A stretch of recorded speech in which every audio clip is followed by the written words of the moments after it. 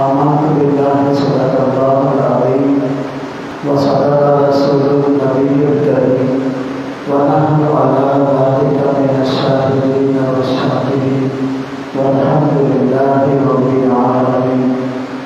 حكمة صلى الله عليه وسلم. اللهم صل على محمد وعلى آل محمد كما صليت على إبراهيم وعلى آل إبراهيم إنك حميد مجيد. اللهم بارك على محمد وعلى آل محمد كما باركت على إبراهيم وعلى آل إبراهيم إنك حميد مجيد. ہم سب کا یہ بنیادی عقیدہ اور نظریہ ہے کہ اللہ رب العزت نے نبوت کا سلسلہ حضرت سیدنا آدم علیہ السلام سے شروع کیا اور حضور نبی پاک صلی اللہ علیہ وسلم پر اس کا اختتام ہوا. آپ کے بعد نہ کوئی نیا نبی آنے والا ہے اور نہ کوئی نئی کتاب آنے والی ہے اور نہ ہی کوئی نئی امت آنے والی ہے. اس عقیدہ اور نظریہ کو عقیدہ ختم نبوت کہا جاتا ہے. میں آج اس مختصر بیان میں آپ حضرات کی خدمت میں سچے اور جھوٹے نبی کی پہچان پر چند بنیادی باتیں عرض کروں گا تاکہ ہم حضور نبی پاک صلی اللہ علیہ وسلم کی ذات اقدس پر کامل طور پر ایمان لانے والے بن جائیں. اگر آپ کے بعد کوئی شخص مدعی نبوت ہے تو اس کی شر سے بچنے والے بن جائیں. اللہ رب العزت نے حضور نبی پاک صلی اللہ علیہ وسلم کو تمام نبیوں سے آخر میں بھیجا ہے. آپ کے بعد کوئی نیا نبی پیدا ہونے والا نہیں ہے. کوئی بھی نبی اس دنیا میں آیا ہے تو حضور نبی پاک صلی اللہ علیہ وسلم سے پہلے آیا ہے. آپ اس سلسلے کی آخری کڑی ہیں. آپ صلی اللہ علیہ وسلم نے اپنی امت کو یہ خبر دی ہے کہ میرے بعد 30 ایسے شخص بڑے بڑے کھڑے ہوں گے جو دعویٰ کریں گے کہ ہم نبی ہیں لیکن میں آخری نبی ہوں, میرے بعد کوئی نبی آنے والا نہیں ہے. اب بسا اوقات کوئی شخص نبوت کا دعویٰ کرتا ہے اور اپنے آپ کو سچا بتاتا ہے. اگرچہ حضور نبی پاک صلی اللہ علیہ وسلم کے بعد کسی شخص کا نبوت کا دعویٰ کرنا یہ خود کفر ہے اور اس سے دلیل مانگنا یہ بھی غلط ہے. جب آپ کے بعد نبوت کا کسی قسم کا تصور ہے ہی نہیں تو پھر دلیل بھی اسے نہیں مانی جا سکتی. کسی نبی کے سچا ہونے کی دلیل کیا ہے؟ حضرت آدم علیہ السلام سے لے کر حضور نبی پاک صلی اللہ علیہ وسلم تک جتنے نبی آئے ہیں مشترکہ طور پر ان 4 باتیں ایسی ہیں جس کی وجہ سے ہم تمام نبیوں کو سچا جانتے ہیں اور عالمی معیار کے تحت کسی نبی کے سچا ہونے کی 4 علامات ہیں. اسی وجہ سے یہودی حضرت موسیٰ کو سچا نبی مانتے ہیں تو ہم بھی مانتے ہیں. عیسائی حضرت عیسیٰ علیہ السلام کو سچا نبی مانتے ہیں تو ہم بھی مانتے ہیں. حضور نبی پاک صلی اللہ علیہ وسلم کو بھی ہم اس وجہ سے سچا نبی مانتے ہیں. سچا نبی کی پہلی نشانی کیا ہے؟ پہلی نشانی یہ ہے کہ سچا نبی اعلان نبوت سے پہلے لوگوں کے سامنے اپنا کردار پیش کرتا ہے اور اللہ رب العزت اس کو ایسا مثالی کردار عطا فرماتے ہیں کہ لوگوں کے لیے وہ بطور نمونہ کی ایک بہترین شخصیت قرار پاتا ہے. حضرت موسیٰ علیہ السلام نے اعلان نبوت سے پہلے اپنی شخصیت کو پیش کیا. حضرت عیسیٰ علیہ السلام نے اعلان نبوت سے پہلے اپنی شخصیت کو پیش کیا. ہمارے پیارے آقا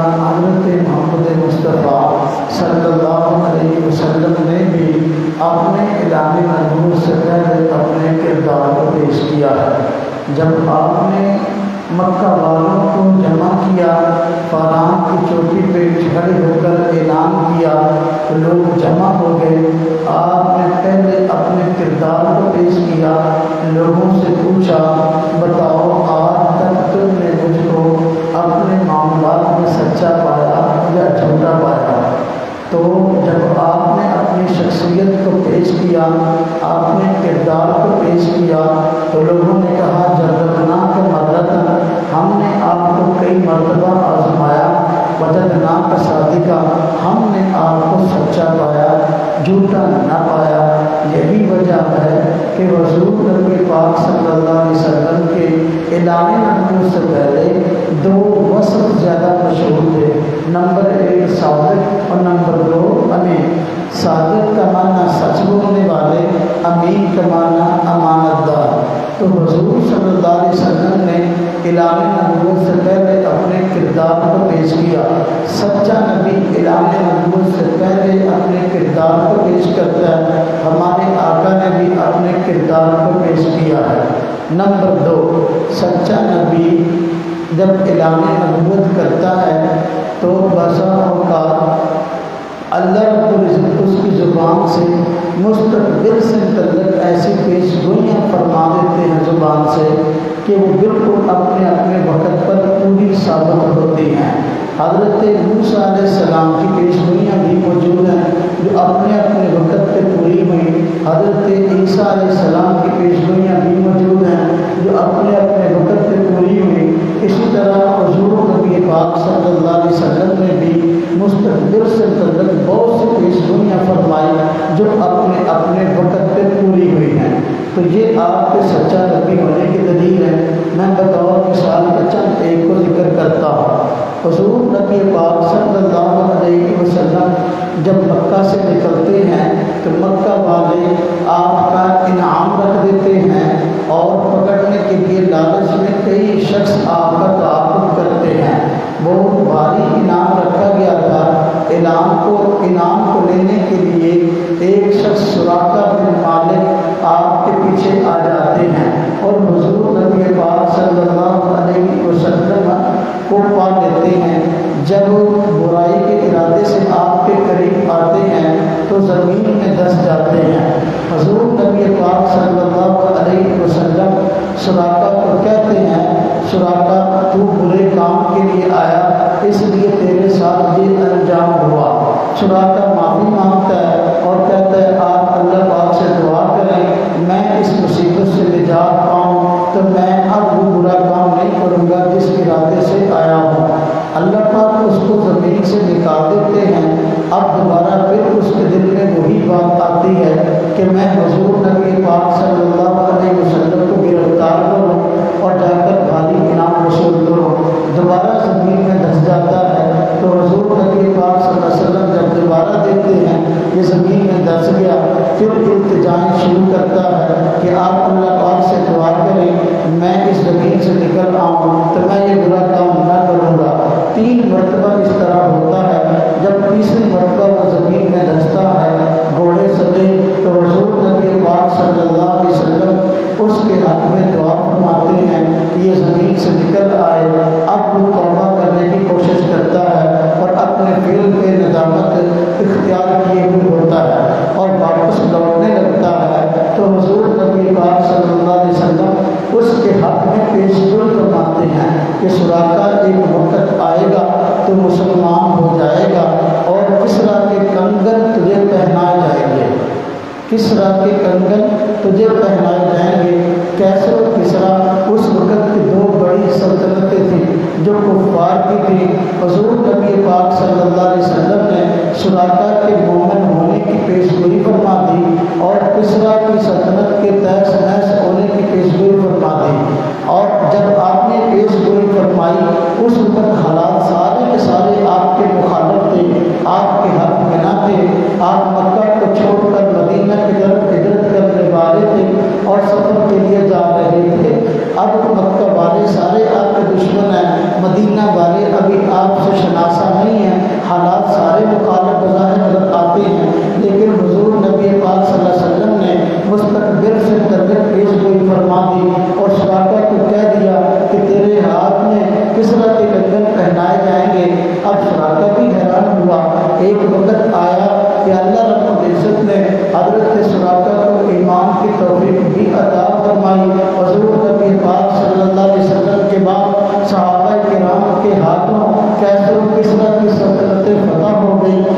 کسریٰ جب فتح ہوا، کسریٰ کے کنگن بطور مال غنیمت کے مسجد نبوی میں آ گئے، مسجد نبوی میں مال غنیمت کے ڈھیر لگ گئے، اسی ڈھیر سے سراقہ کے کنگن پائے گئے۔ جب صحابہ کرام نے سراقہ کے کنگن کو دیکھا تو حضور نبی پاک صلی اللہ علیہ وسلم کی پیش گوئی یاد آئی کہ آپ نے سراقہ کے کنگن فرمایا تھا سراقہ ایک وقت آئے گا کسریٰ کے کنگن تجھے پہنائے جائیں گے۔ صحابہ کرام نے کنگنوں کو دیکھا تو سراقہ کو تلاش کیا، حضرت سراقہ مسلمان ہو چکے تھے اور کنگن ان کو پہنائے گئے۔ صحابہ کرام نے جب کنگن پہنائے سراقہ بھی رونے لگے، حضور صلی اللہ علیہ وسلم کو یاد کر کے صحابہ کرام بھی رونے لگے۔ حضور نے اس وقت پیش گوئی فرمائی تھی جس وقت کے اس وقت حالات ساتھ نہیں دے رہے تھے، سارے کے سارے حالات آپ کے مخالف تھے۔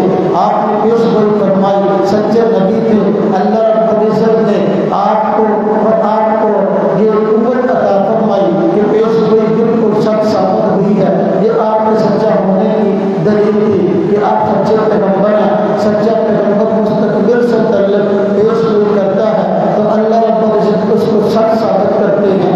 اسی طرح غزوہ خندق کے موقع پر ایسا ہوا جب کفار سارے کے سارے مل کر مدینہ طیبہ پر حملہ آور ہونے کی کوشش کرنے لگے، آپ نے صحابہ کرام کے مشورے سے مدینہ طیبہ کے دفاع کے لیے چاروں طرف سے خندق کھدوائی ہے۔ خندق کا معنی گڑھے کھودنا، صحابہ کرام بھی خندق کھود رہے تھے، حضور بھی خندق کھود رہے تھے۔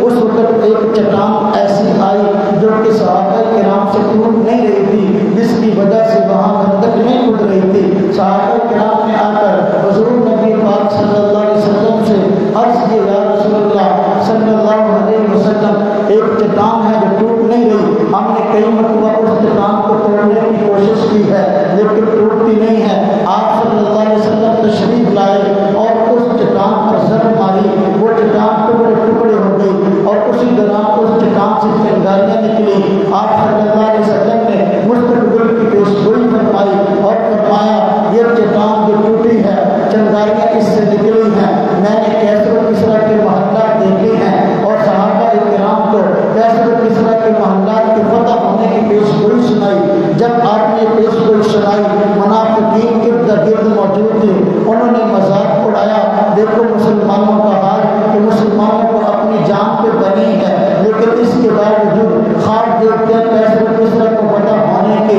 ایسا کبھی ممکن نہیں ہے۔ باہر فوجیں چاروں طرف سے گھیرے ہوئے ہیں، مسلمانوں کو ختم کر دے گی، لیکن یہ خواب دیکھتے ہیں کیسر و کسریٰ کو فتح ہونے کے۔ دیکھو لیکن حضور نبی پاک صلی اللہ علیہ وسلم نے پیش گوئی فرمائی تھی، واقعی وہ کیسر بھی فتح ہوا، سلطنت کسریٰ بھی فتح ہوئی اور پیش گوئی آپ نے فرمائی تھی بالکل سچ ثابت ہوئی۔ اس سے یہ بات سمجھ میں آئی سچا نبی اگر مستقبل سے پیش گوئی کرے تو وہ سچ ثابت ہوتی ہے۔ حضور نبی پاک صلی اللہ علیہ وسلم نے مستقبل سے کئی پیش گوئیاں فرمائی ہیں جو اپنے اپنے وقت پر سچ ثابت ہوئی ہیں۔ آپ نے فرمایا قیامت سے پہلے قیامت کی نشانی یہ ہے اولاد والدین کی نافرمان ہوگی، نشانی پوری ہوئی ہے۔ آپ نے فرمایا قرب قیامت چھوٹے درجے کے لوگ، چروائی قسم کے لوگ، ننگے بدن والے اونچی اونچی عمارتیں بنا کے فخر کریں گے۔ آج دیکھیں ایسا ہو رہا ہے، پیش گوئی پوری ہو رہی ہے۔ آپ نے فرمایا قیامت کے قریب جھوٹ عام ہو جائے گا، آج دیکھیں جھوٹ عام ہے۔ آپ نے پیش گوئی فرمائی تھی قرب قیامت بے حجائی عام ہو جائے گی، آج دیکھیں بے حجائی عام ہے۔ آپ نے پیش گوئی فرمائی تھی قرب قیامت سود خوری عام ہو جائے گی، آج دیکھیں سود خوری کا جال بچھا ہوا ہے۔ ساری کی ساری پیش گوئیاں سچی ثابت ہوئی ہیں، یہ سچے نبی ہونے کی دلیل ہے۔ حضور سچے نبی تھے، پیش گوئیاں فرمائی ہیں بالکل سچ ثابت ہوئی ہیں۔ اس سے بات سمجھ میں آئی وقت کا پیغمبر مستقبل سے پہلے اگر کوئی پیش گوئی فرمائے اپنے وقت کا بالکل سچ ثابت ہوتی ہے۔ تو سچے نبی کے سچا ہونے کی دوسری نشانی یہ ہے، دوسری علامت یہ ہے کہ اللہ رب العزت مستقبل سے پہلے اگر نبی کی پیش گوئی فرمائے اس پیش گوئی کو سچ ثابت فرما دیتے ہیں۔ تیسری نشانی سچا نبی اگر دعا کرے اللہ رب العزت اس کی دعا کو فوراً قبول کر لیتے ہیں اور اس کی دعا کے اثرات لوگوں کے سامنے ظاہر ہو جاتے ہیں۔ حضور نبی پاک صلی اللہ علیہ وسلم نے کئی مرتبہ ایسا ہوا، صحابہ کرام نے دعا کے لیے کہا ہے اور دعائیں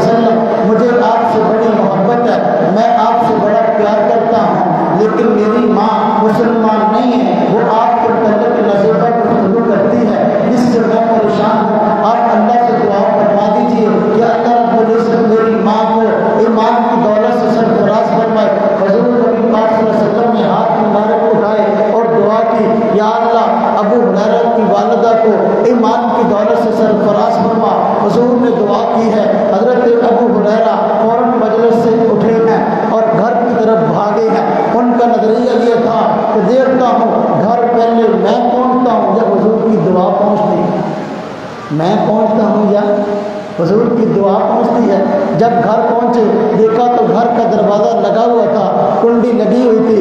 آپ نے دروازے کو دستک تھی، لیکن گھر میں کسی کے نہانے کی آواز آ رہی تھی۔ تو جس طرح آدمی نہاتا ہے تو پانی نیچے گرتا ہے، تو پانی کے گرنے کی آواز آ رہی تھی۔ تو آپ نے دروازے پہ دستک دی۔ ماں نے کہا ٹھہرو، میں ابھی ٹھہر کے دروازے کو کھولتی ہوں، غسل کر رہی ہوں۔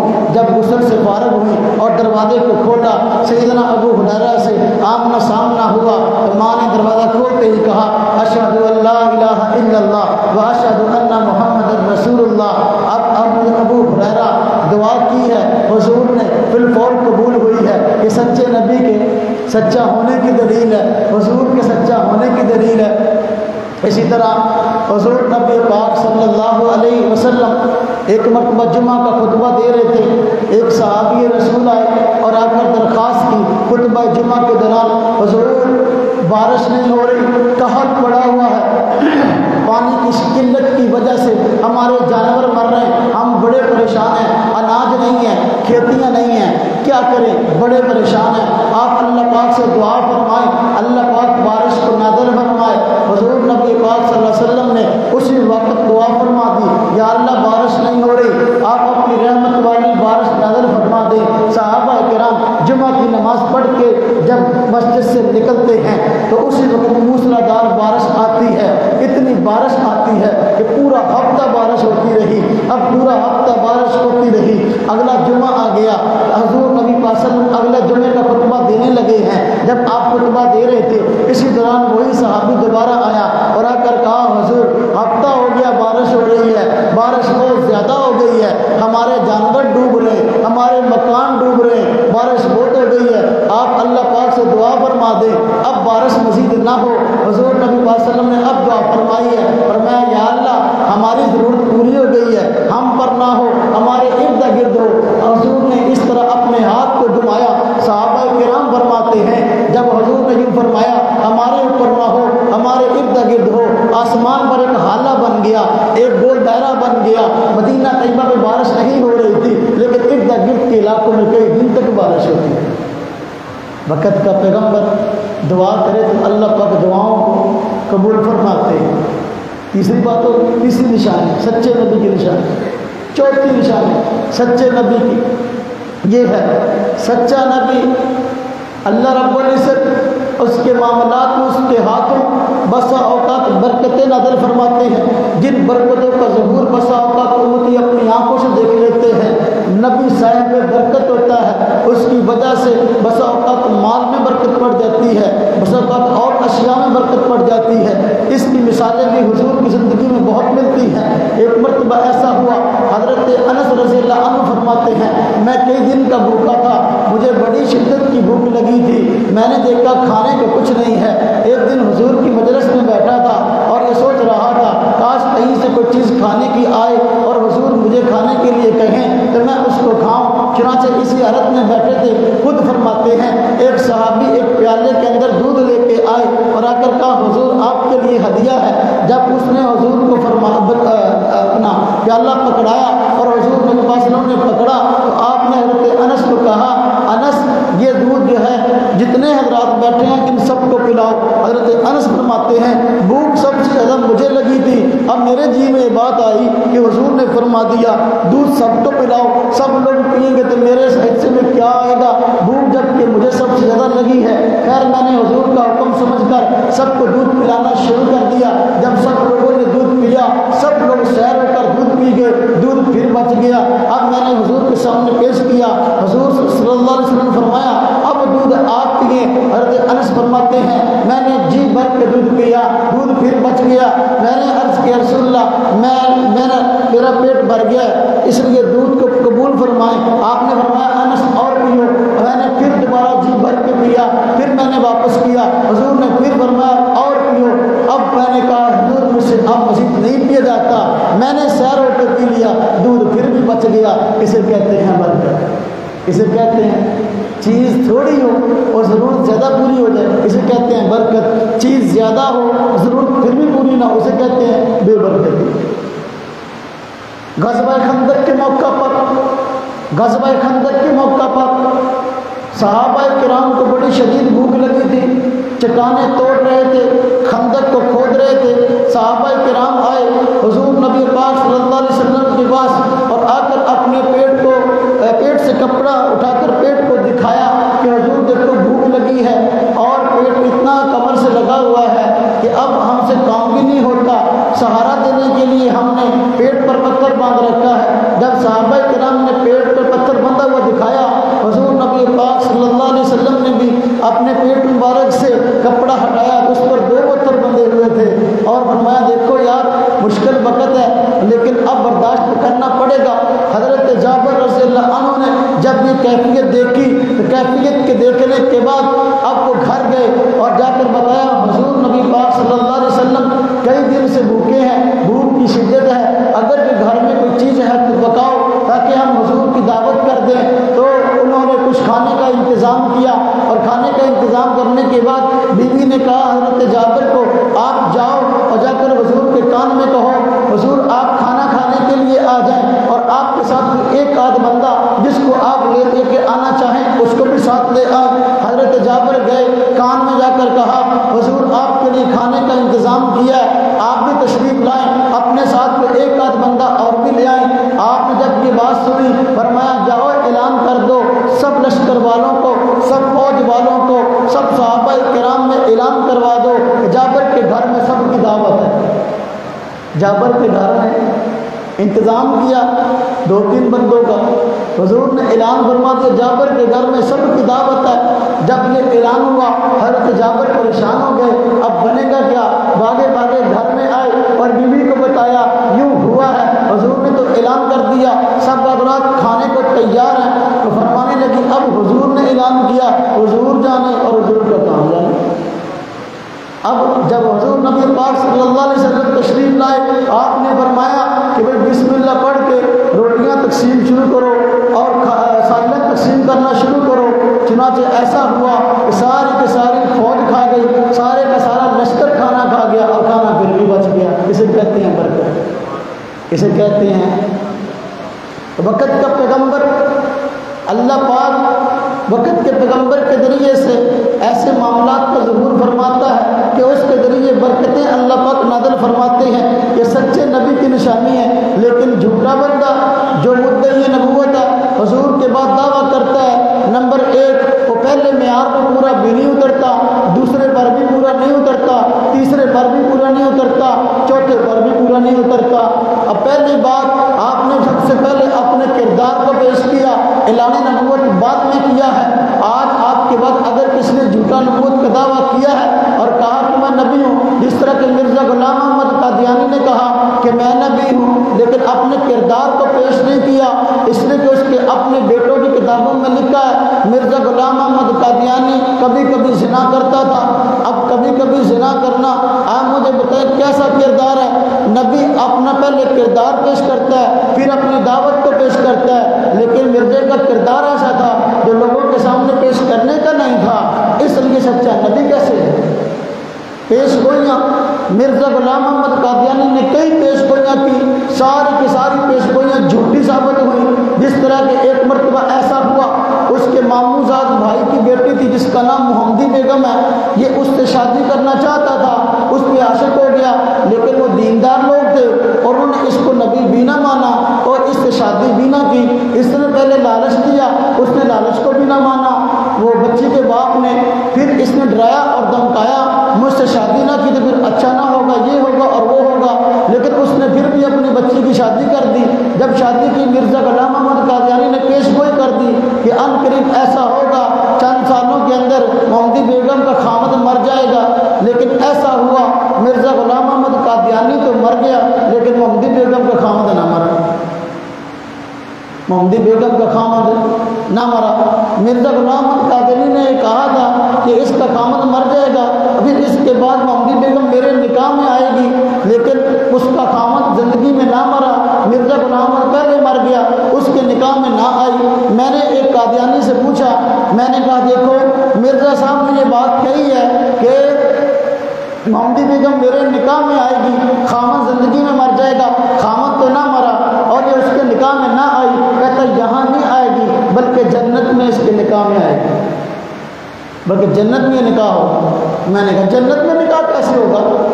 جنت میں نکاح؟ مرزا غلام احمد قادیانی نے کہا ہے جو لوگ مجھے نبی نہیں مانتے وہ سارے جہنمی اور دوزخی ہیں، محمدی بیگم تو نبی نہیں مانا، اس کے بقول تو وہ دوزخی ہوئی، کیا یہ دوزخ میں برات لے کے جائے گا؟ بات سمجھ میں آ رہی؟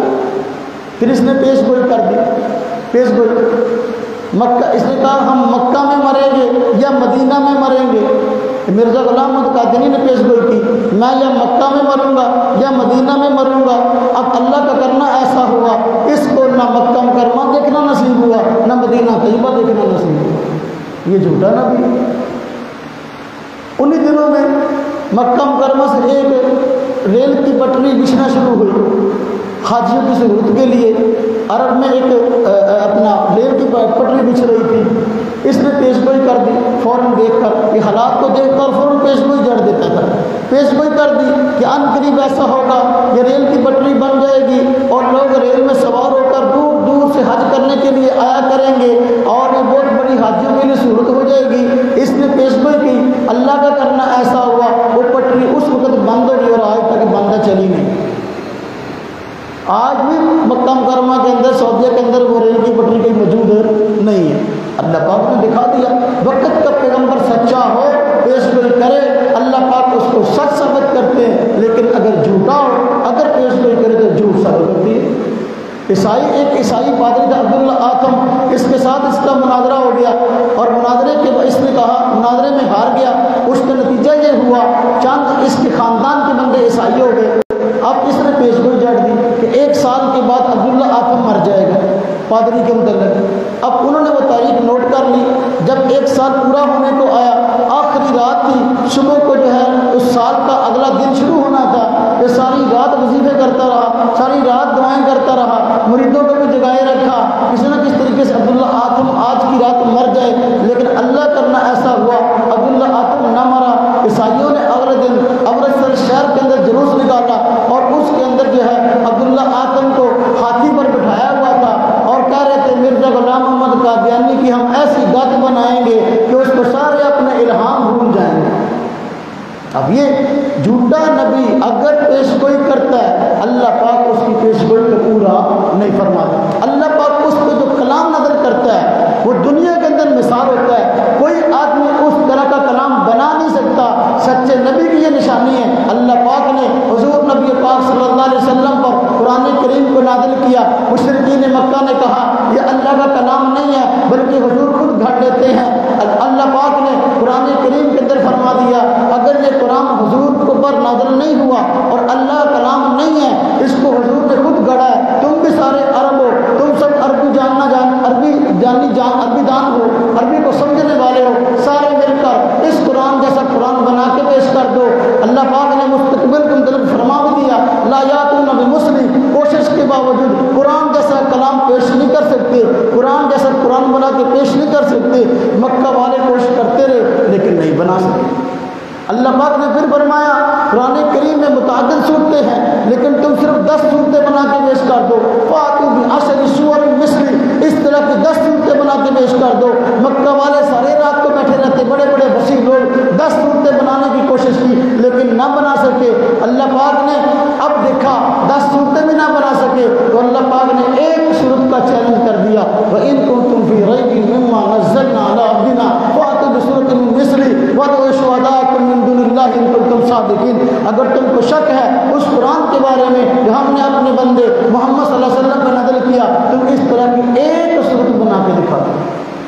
اب اگر حضور صلی اللہ علیہ وسلم سچے نبی نہ ہوتے تو مکہ والے اس طرح کی ایک صورت بنا کے دکھا دیتے، لیکن چونکہ سچے نبی تھے، قرآن اللہ کا کلام تھا، باوجود کوشش کے ایک صورت بھی بنا کے نہ دکھا سکے۔ اب سچا نبی ایسی وحی پیش کرتا ہے جس کی مثال علاقے والے بھی پیش نہیں کر سکتے، لیکن جو جھوٹا وحی ہے، جو جھوٹا نبی ہے، اب وہ جو وحی پیش کرتا ہے وہ ہر آدمی پیش کر سکتا ہے۔ مرزا غلام احمد قادیانی کا ایک کتاب ہے تذکرہ، وہ اس کے کہتے ہیں اس کے وحی کا مجموعہ ہے تذکرہ، اس کے اندر اس کی وحی لکھی ہے کیا ہے؟ کہتے ہیں اللہ پاک نے مجھے کہا ہے آئی لو یو، کہتے ہیں اللہ پاک نے مجھے کہا آئی لو یو۔ اب یہ کوئی ایسی وحی ہے جو کوئی نہ بنا سکتا۔